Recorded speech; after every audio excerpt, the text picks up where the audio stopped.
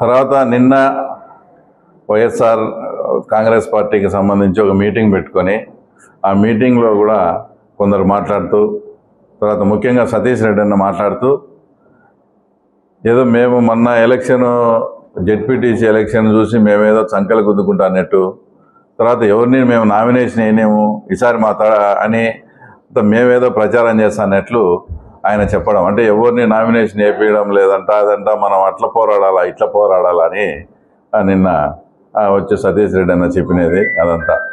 మీరు ఒక విషయం గమనించండి, అంతకుముందు జరిగిన ఎలక్షన్స్లో 11 మందితో నామినేషన్ వేయడం జరిగింది అందరూ కలిసి. ఎక్కడ అది నామినేషన్ వేయకుండా ఎక్కడ ఏమైనా జరిగింది? ఆ తర్వాత ఎలక్షన్ జరిగినప్పుడు కూడా చాలా అసలు ఒక్క చిన్న అవాంఛనీయ సంఘటన కూడా జరగలేదు.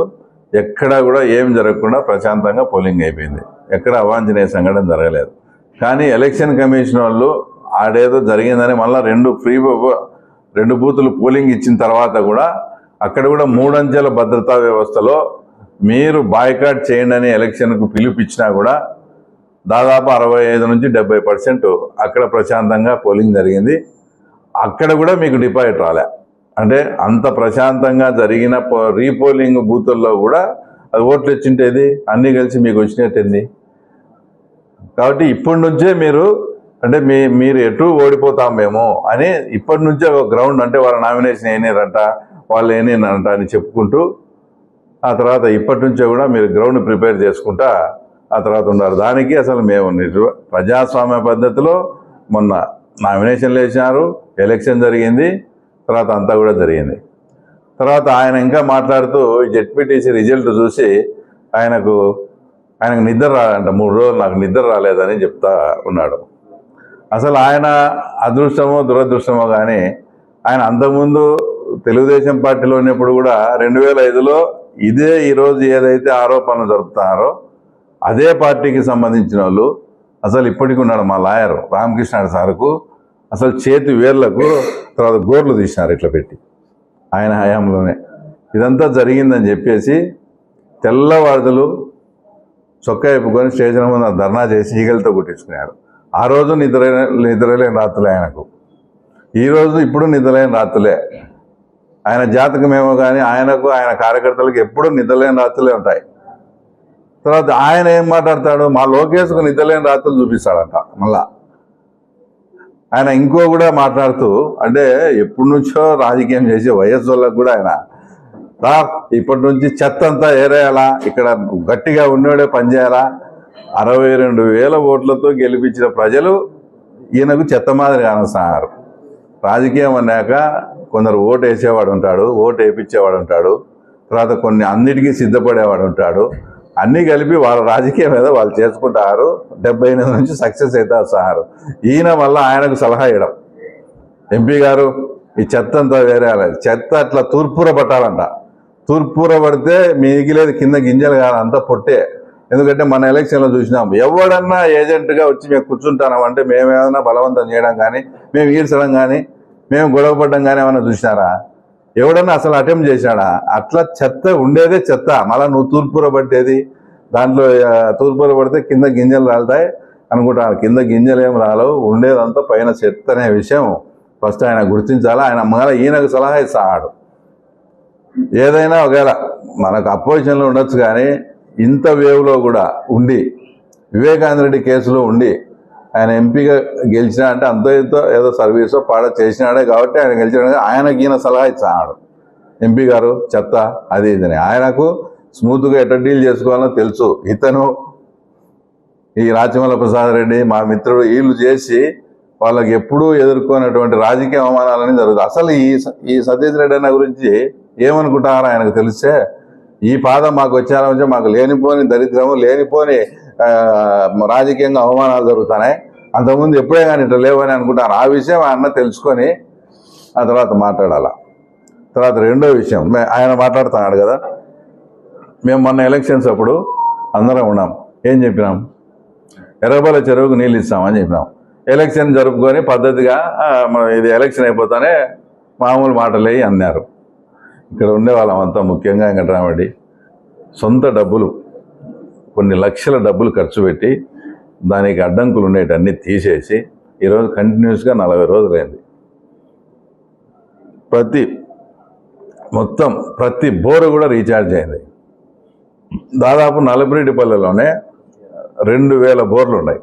ఒక్క నల్లబిరెడ్డిపల్లెలో మొత్తం మండలం అంతా ఇచ్చి ఒక 5-6 వేలు ఉంటాయి. ప్రతి బోరుకు 50,000 నుంచి ₹1,00,000. అంటే కేసింగ్ దించుకోవడం కానీ ఇదంతా ఆదాయం. ఆ రకంగా క్యాలిక్యులేట్ చేస్తే 100 నుంచి 150 కోట్లు ఓన్లీ 5-6 పల్లెలకు ఈరోజు ఆ నీళ్ళు వచ్చి ఆదాయం. అంటే మేము ఏదన్నా ఎలక్షన్స్ అప్పుడు కానీ చేస్తే, ఇప్పుడు ఎలక్షన్ అయిపోయింది కదా, మాకు ఇదంతా చేయాల్సిన అవసరం ఏముంది? ఎలక్షన్ అయిపోయినా కూడా ఎలక్షన్లో ఏదైతే మాట ఇచ్చామో కొన్ని అవుట్సోర్సింగ్ జాబులు కూడా ఇస్తామని చెప్పాం, అది కూడా ప్రాసెస్లో ఉంది. తర్వాత ఎర్రబల్లి చెరువుకు ఆ తర్వాత నీళ్లు నింపుతామన్నాం. ఇంకా ఈ నుంచి కూడా 40 రోజులు వస్తాయి కదా, ఈ నుంచి 40 రోజులు వస్తాయి. మన అదృష్టం కొద్దీ ఆడ తలుపుల మండలంలో కింద కొన్నిటిపల్లె ఆ చెరువు కూడా కొండారెడ్డిపల్లె చెరువు కూడా నిండింది. అది 2 చెరువులు చిన్న చెరువులు ఉన్నాయి, అవి కూడా 4-5 రోజుల్లో నిండితే ఇంకా మొత్తం ఆ తర్వాత నీళ్లు కూడా పులివెందులకి డ్రా చేస్తాం. అప్పుడు ఒక వారం 10 రోజుల్లో మన అదృష్టం కొద్దీ అన్ని సహకరించి ఎర్రబల్లి చెరువు కూడా నిండే పరిస్థితి ఉంది.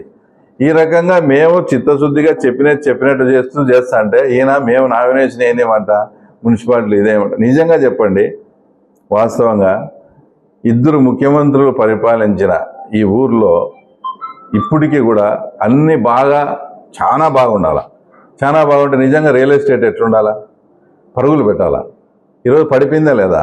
మీరు సక్రమంగా అన్నీ చేసి ఊరును అన్ని విధాలా డెవలప్ చేసిందంటే మున్సిపాలిటీని, డ్రింకింగ్ వాటర్ ప్రాబ్లం ఉంటే కూడా మేము సార్ట్అవుట్ చేసి డిసెంబర్లో మన ప్రీతం ముఖ్యమంత్రి వచ్చి కూడా దాన్ని ఇనాగ్రేట్ చేస్తాడు. ఇంకో విషయం, దాంట్లో చక్రాయపేట అనేది మనకు దూరంగా ఉంది, దానికి ఎలాంటి వాటర్ సోర్స్ లేదు.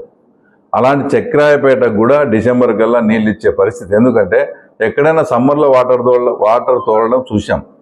సమ్మర్ అయిపోయిన తర్వాత మొన్న అక్టోబరు సెప్టెంబర్లో కూడా తర్వాత చక్రాయపేటకు వాటర్ ట్యాంకులు పెట్టి నీళ్ళు దొరే పరిస్థితి. అలాంటివి కూడా ఐడెంటిఫై చేసి తప్పకుండా ముఖ్యమంత్రి వచ్చేలోపు డిసెంబర్లో చక్రాయపేటకు కూడా నీళ్ళు ఇవ్వాలనే దాంతో కాంట్రాక్టర్లను వాళ్ళని రివ్యూ చేసి పరుగులు పెట్టిస్తా డ్రింకింగ్ వాటర్ ప్రాబ్లం కూడా ఇక్కడ తెరుస్తూ ఉన్నాం.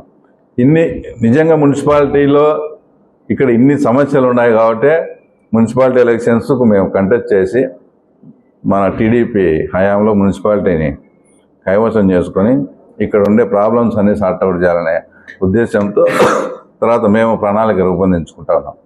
ఇంకా ఈరోజు నిన్న పేపర్లో కూడా చూసాం, ఏదో దుష్యంత్ రెడ్డికి టౌన్ బాధ్యతలు మున్సిపాలిటీ బాధ్యతలు అప్పగిస్తానట్టు అట్లా ఉంది. మేమేం చెప్తున్నామంటే వ్యక్తిగతంగా దుష్యంత్ రెడ్డి మాకు శ్రేయాభిలాషి, మేము కూడా బాగా ఇదే, దాంట్లో ఏదో కాదనిలేం. కానీ ఇది చూస్తా అంటే ఎట్లుందంటే మహాభారతంలో భీష్ముని కదా కొట్టేదానికి కృష్ణుడు యజోగారిని ఒక పాత్రను ప్రవేశపెట్టేట్టు ఆయన్ను అట్లా మాకు పెట్టినట్టు మేము అనుకుంటున్నాం. కానీ ఎవరైనా నాకు నా రాజకీయము, నా మున్సిపాలిటీ, నా పులివెందుల, నా కార్యకర్తలను కౌన్సిలర్గా చేసుకోవడం, మా నాయకుడిని వచ్చి మున్సిపల్ చైర్మన్ చేయడమే మా ధ్యేయం. అంతేగాని దుష్యంత్ రెడ్డి వచ్చాడనో, ఆ తర్వాత అవినాష్ రెడ్డి ఉన్నాడనో, జగన్ ఉన్నాడనో మేము కేర్ కూడా చేయం. అందరినీ ఒకటే కోణంలో కూడా చూస్తాం. ఈ విషయంలో నిజంగా ఒక దుష్యంత్ శ్రేయాభిలాషిగా కూడా చెప్తాను.